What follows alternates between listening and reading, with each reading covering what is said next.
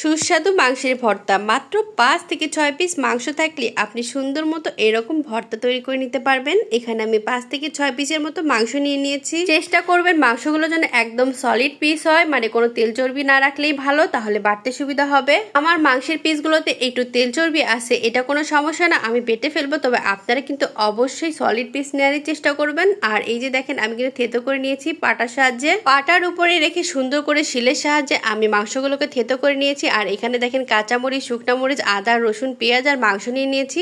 আর এখন আমি কড়াইয়ের মধ্যে সবগুলো উপকরণ এক এক করে দিয়ে দিচ্ছি। এখানে আমি থেতো করা মাংস নিয়েছি 5 থেকে 6 পিস, আর 3-4টা বড় বড় পেঁয়াজ নিয়েছি, আর রসুনটা নিয়েছি প্রায় 2 থেকে 3টা, আর হচ্ছে এখানে কাঁচামরিচ প্রায় 10-12টার মতো নিয়েছি, শুকনা মরিচ 5-7টার মতো নিয়েছি, আপনারা ঝাল কমিয়ে বাড়িয়ে নিতে পারবেন। আদা প্রায় 3-4 টুকরা নিয়েছি। আর এখানে সরিষার তেলের সাহায্যে আমি সুন্দর করে এগুলোকে ভেজে নিচ্ছি। অবশ্যই সরিষার তেল দেওয়ার চেষ্টা করবেন, তাহলে ভর্তাটা খেতে ভীষণ মজার হবে। তখন মাংসটা একটু ভাজা ভাজা হয়ে যাবে, কালারটা একটু চেঞ্জ হয়ে আসবে, তখন আমি এটার মধ্যে হাফ চা চামচের মতো হলুদের গুঁড়া দিয়ে দিলাম। এখন সুন্দর করে আমি এটাকে মিক্স করে নিচ্ছি। আর হ্যাঁ, অবশ্যই কিন্তু এটার মধ্যে লবণ দিয়েছি, লবণটা আপনাদের স্বাদ অনুযায়ী দিয়ে দিবেন। আর এখন সুন্দর করে এগুলোকে ভেজে নিচ্ছি। কয়েক মিনিট ভেজে নেওয়ার পর এটার মধ্যে আমি এখন পানি দিয়ে দেবো। পানি দিয়ে দিলাম প্রায় 1 কাপের একটু বেশি, আপনারা চাইলে পানি একটু কম বেশি লাগতে পারে, আমার 1.5 কাপের মতো পানি লেগেছে।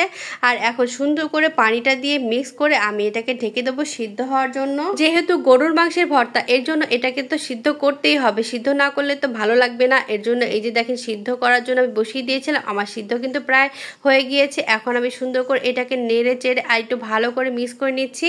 আর যখন দেখবেন এটার পানি অনেকটা শুকিয়ে গেছে, তখন এটার মধ্যে আমি এই যে এখন কালো জিরা দিয়ে দেবো। ভর্তার মধ্যে কালো জিরা না থাকলে তো আমার কাছে ভর্তাটা অসম্পূর্ণ মনে হয়, আর কালো জিরা দিলে কিন্তু ভর্তার অনেক সুন্দর একটা সেন্ট হয়, আর আমার কাছে খেতেও কিন্তু ভীষণ মজা লাগে। কালো জিরা দিয়ে সুন্দর করে এই ভর্তাটাকে নেড়ে চেড়ে যখন একটু ভাজা ভাজা হয়ে যাবে, তখন এটাকে তুলে রাখবেন। আমার কিন্তু ভাজা হয়ে গেছে, এখন আমি একটা বাটিতে এটাকে তুলে রাখছি। এখন এটাকে সুন্দর করে ঠান্ডা করতে দেব। আর দেখেন কতটা সুন্দর লোভনীয় কালার হয়েছে, দেখেই খেতে মন চাইছে না, এতটা সুন্দর হয়েছে। আসলে দেখতে যেমন হয়েছে, খেতেও কিন্তু ভীষণ মজার হয়েছিল। আর আমার কিন্তু ভর্তাটা ঠান্ডা হয়ে গেছে। এখন আমি দেখেন বিখ্যাত শিলপাটা নিয়ে হাজির হয়ে গেলাম, আর এখানে কিন্তু বাটাবাটি শুরু করে দিয়েছি। আপনারা যখন কোনো ভর্তা পাটাতে বাটবেন, তখন কিন্তু অনেক আগেই পাটাটাকে সুন্দর করে ধুয়ে পরিষ্কার করে শুকিয়ে নেবেন। তা না হলে ভেজা অবস্থায় যদি পাটাতে বাটেন, তাহলে কিন্তু পাটাটার টেস্টটা নষ্ট হয়ে যাবে, আর স্বাদটা কিন্তু অন্যরকম হয়ে যাবে।